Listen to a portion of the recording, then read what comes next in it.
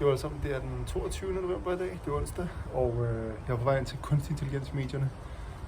Sam Altman har blevet genindsat som CEO i dag, og så nu er alt tilbage ved det gamle.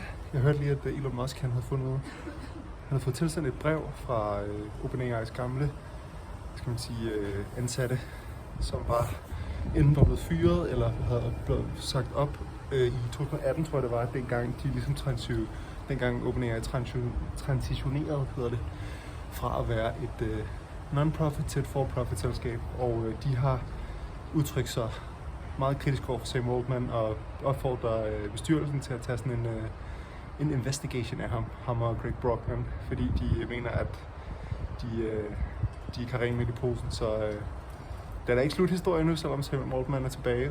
Han er meget populær, men spørgsmålet er, om han, nu må vi se, har rent med i posen. I don't know, mand.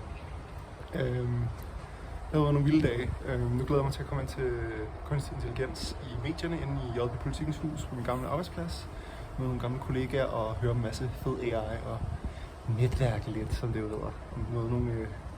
Noget folk og gamle kollegaer, så det bliver mega fedt. Det var dagens dagbog. Færdig godt.